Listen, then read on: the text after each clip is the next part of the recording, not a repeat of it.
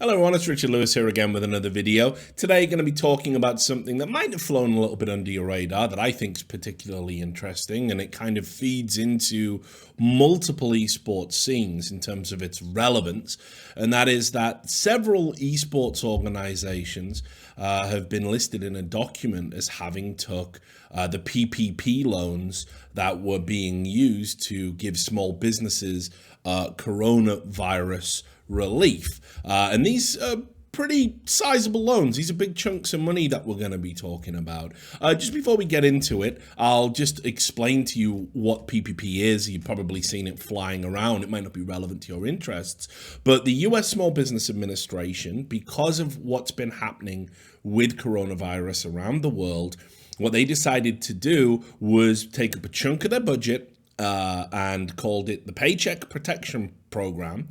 And it was going to be available to small businesses to dip into this fund, and they were basically going to use it to essentially, borrow the money that they needed to keep the lights on and keep the business going at a time when they might have closures, because a lot of stores, obviously, to try and slow the spread of the virus, had, shut up shop, literally shut their doors. And what the government didn't want was to have American businesses go under and create the huge spike we saw in unemployment go up any further. Now, just before we also get into the esports organizations that took these loans, calling them a loan isn't true in and of itself. They are loans, but they are loans with very special caveats attached to them. So a PPP loan has just an interest rate of just 1%, very low interest in terms of paying them back. Any loan that is issued prior to June has what they call a maturity of 2 years, and afterwards has a maturity of 5 years. Get very generous rates there.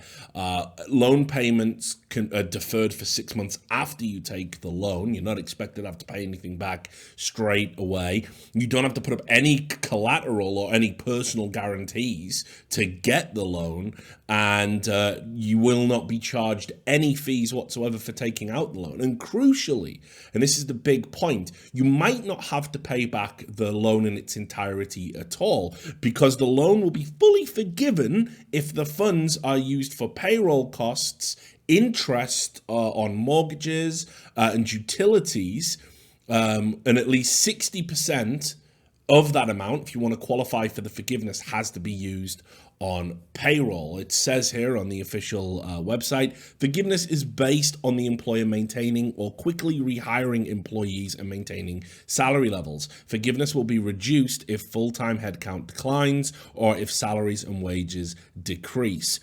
The loan forgiveness form and instructions include several measures to reduce compliance burdens and simplify the process for borrowers. So basically, as long as you keep your headcount going, as long as you use the money for payroll, there's a high chance you're not going to have to pay this back at all, as long as 60% of the loan that you take out is being used to pay people. Well, you can imagine now immediately why esports organizations have jumped on this.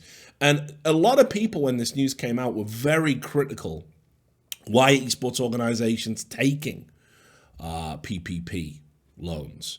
Because realistically, as industries go, an esports organization probably hasn't been that badly affected by coronavirus, if we're just being honest about it. In fact, in some areas, I think actually we've benefited from the pandemic, especially when it comes to if your business is about, if your business model has viewership models in, well, motherfuckers are all cooped up inside and watching more and more content, consuming more and more content, which gives you higher numbers, which then can be put in a sponsor deck moving forward. It could have incredible, positive repercussions in terms of your business, if that's your model, for a while to come, because of the spike in viewership and fans that you'll accrue at this time. A lot of what we do in esports and gaming especially, we've been able to just pivot and change and kind of roll with the punch. All our tournaments are online. We've got a luxury that a lot of sports don't have. So when you see people saying, coronavirus is causing us to have to make pay cuts and stuff like that, I'm a little bit cynical as to who's using it as an excuse. Now, as we'll see, there are some people that have a valid reason to dip into this fund. It's not all bad, and I'm not calling out anyone. The money's there. If you fill in a form and you qualify for it, then I guess power to you. Some people who have been critical say it's a disgrace that, you know, big esports organizations are masquerading as small businesses when they've got all this venture capital, you know, tens of millions of dollars flowing into them. And the reality is, you know, this loan was more for your mom and pop stores, local cafes, things like that.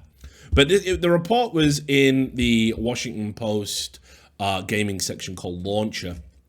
When the document was released, I started going down and seeing the names. I'm sure you saw me tweet about Faze because, you know, I love talking about Faze. I think we'll probably just put Faze in the fucking thumbnail, honestly, just to get fucking motherfuckers to click on it and rage a little bit. So you got baited. But you can see the report here. The biggest players in the esports industry are no strangers to 8-figure fundraising hauls. Investors sank a total of $4.5 billion into esports in 2018, according to this report. And despite the ongoing COVID-19 panic, a total of $1.12 billion has already been invested this year, according to Esports Insider's tracking device. But the glut of cash flowing into the industry as a whole has not stopped a number of esports organizations from filing for Paycheck Protection Program loans, which are part of the $2 trillion CARE Act to help protect against job loss while the United States battles the effect of coronavirus and the economy.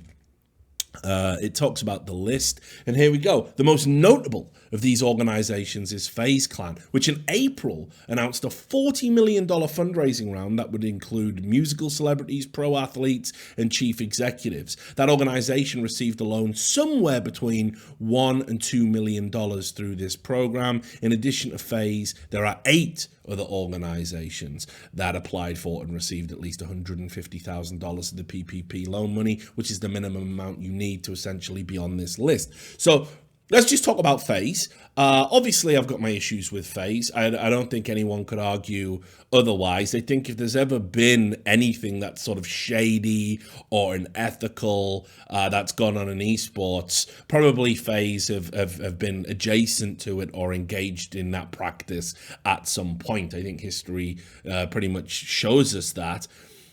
So they went in April, they were all banging the drum because despite their public issues that they've had, despite a slew of negative headlines and personal issues affecting some of their talent and people like Banks, the co-founder, they have been able to do a pretty big raise. I mean, $40 million is nothing to sneeze at, even in what we do right now, where we are getting money given to us hand over fist. Now, to then immediately dip into a loan for payroll, essentially, for up to $2 million, seems a little bit unnecessary, especially given that what Faze Clan specifically do is more influencer work. In fact, I was talking to an influencer agency just the other day for something I'm working on personally, and they're telling me business has been pretty good, that it's hard to get the people who need to travel to events work, but in terms of bringing in sponsorships and doing online activations, they've had like a massive increase in business. And that's Faze's bread and butter. I mean, you know, they barely sort of have any like real teams. You know, obviously they're involved in the COD League, so that's something, and we'll talk about that in a bit. But like in terms of like the CS teams not having to go to events, you've saved all that money on travel, by the way, if you have players that are now competing online. If you're an esports org, you're actually saving money because you're not paying for travel, you're not paying for hotels. So it does seem a little bit crazy. Like maybe this wasn't intended. Maybe this isn't being used for its intended purpose. But what do I know? You know, I don't sign the forms. But here you go. So it says to be eligible, you have to have for a loan two and a half times the amount of the average.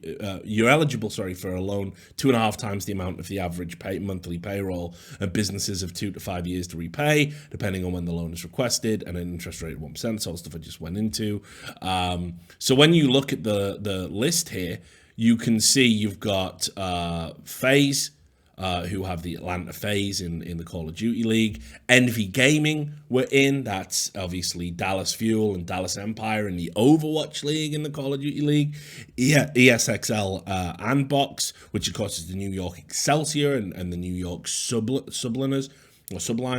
These are the, again, Overwatch and Call of Duty, Hard Carry Gaming Energy Esports, the San Francisco Shock in Overwatch, and Chicago Huntsman in Call of Duty, DM Esports and Contact Gaming, Paris Eternal, Paris Legion, Rect Global, the London Royal Ravings, again, Surge Esports, and Enthusiast Gaming, which is the Seattle Surge. So the trend that you will notice there is, these are the people, these are the orgs that had all that VC money that these were the people that were paying the $20 million slots for a Call of Duty League or an Overwatch franchise slot. And these are the people that are dipping into this particular cookie jar to get money out. Now, on the one hand, I'll just say, I'll give the dog a bone, so to speak.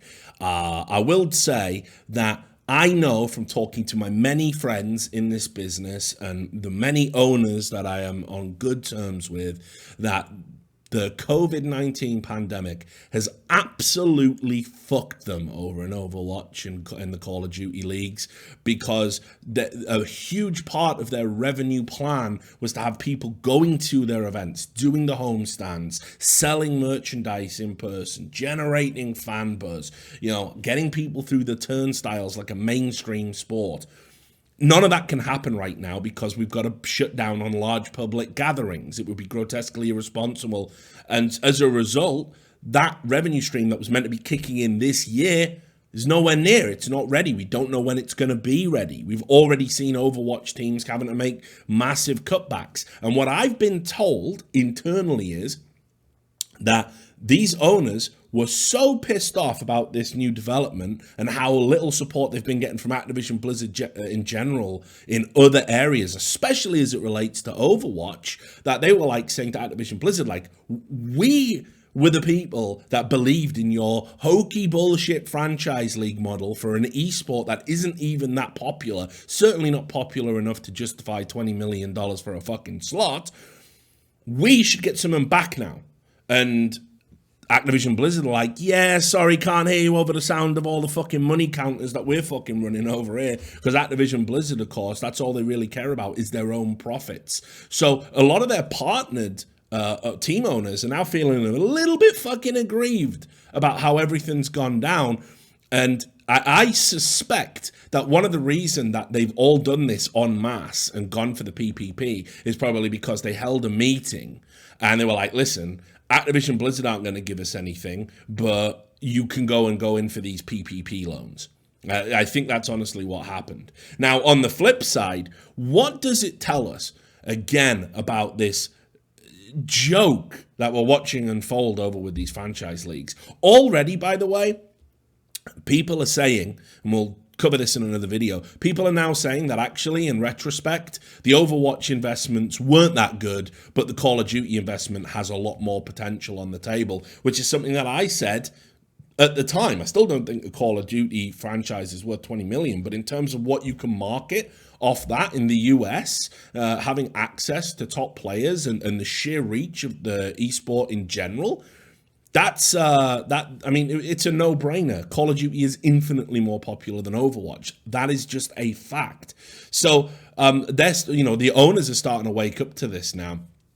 But what does it say that the people who have these franchise slots are having to take a government mandated loan to cover payroll that was intended for small businesses? We are talking about brands that are owned by huge VC conglomerates and have tens of millions of dollars worth of investment already, if not more than that. People who have got partnerships with stadiums, have huge sponsorship deals with huge companies in America, and they're having to take this money. And I'm telling you why they're having to take this money, because as I told you in my report on Deserto last year, behind the scenes at the Overwatch League, esports' biggest gamble, if you want to look at it, no one's making any money. If you run a team in Overwatch, you're not making any money. And the fact that the one way that they thought they were going to redress that balance was through the homestand model, now that that's off the table, things are shaky as fuck. So, yeah, they're having to dip into this slush fund just to keep the fucking lights on. It's wild. I mean, they're going to cut, and it will be for payroll, because a lot of these stars, I mean, they've got some pretty big salaries. Some of these guys are probably massively overpaid, especially over in Overwatch, in terms of what they bring back, in terms of, you know, people buying shirts and merchandise and stuff like this. I think the model's just completely fucked. Just to give you some specifics, we can see here, there's actually some interesting quotes. I'll get it. Where was the bit about? Yeah, here it is. Both the Call of Duty League and Overwatch League feature city-associated teams like traditional sports leagues. Those teams were slated to compete in localized competitions across North America, Europe, and Asia in front of live audiences. The format would have allowed teams to keep 100% of the revenue generated. That's what I mean. This 100%. They were going to get all the ticket sales because it was the way for Activision Blizzard to reward them for having done everything else, because these teams have shouldered a huge bill to get us to this stage. Nearly all of the live events have shifted online this season, cancelled by the pandemic, and leaving teams to hastily reevaluate their revenue-generating plans. Specifically for Envy, the loss of live events due to COVID-19 was a significant change in business strategy, said Greg Miller. We had 7 live events originally planned. They were at the upper end of the homestand model because they'd supposedly sold out the first one, and only held 1, which was the opening weekend match before everything transitioned online. It also goes on as well to say that the OWL's Dallas Fuel homestands have broken even or resulted in a small profit, according to Andy Miller. So think about that. They were bragging about how they'd sold out and how well they'd done, and they made either a tiny profit or broke even on the event. Personally, I don't believe that it was profit. So even if this had been in place, you know, it's only the top teams that even have a chance to potentially break even. It's completely fucked. The model's completely fucked, and the pandemic has absolutely fucked them even further. By the sounds of it, these $2 million loans are going to be a drop in the ocean, and these teams are going to be struggling because they've overspent chasing a pipe dream that was sold to them based on misinformation by Activision Blizzard. I mean, it's all coming to fruition, pretty much everything I said. You know, there it is, I guess. But anyway, I thought it was interesting. You might have some views on it. You might think that it's unconscionable for certain organizations to be chipping in. If you think that, you can tell me below. If you don't think that, you can tell me below. As always, it's a blast. I'm still in this empty house. Still got scruffy hair. I've just, at the time of recording this, I'm about to finish quarantine, so I might be able to go out and get a fucking haircut and start looking vaguely human again. It's hard, you know, it's going to take a while. But obviously, I just want to say thanks to everyone that's supporting the channel. I want to get back on a regular content grind now. The sound's a little bit better. We're going to get a few more lights. Slowly but surely, we will get back to making the kind of content that you come here for, and I appreciate your patience while we have this reduced standard of quality. Anyway, you can follow me on that, follow me down there, do whatever. Make sure you click like, subscribe, leave a comment for the algorithm. Much love to you all, and I'll see you on the next video. Take care.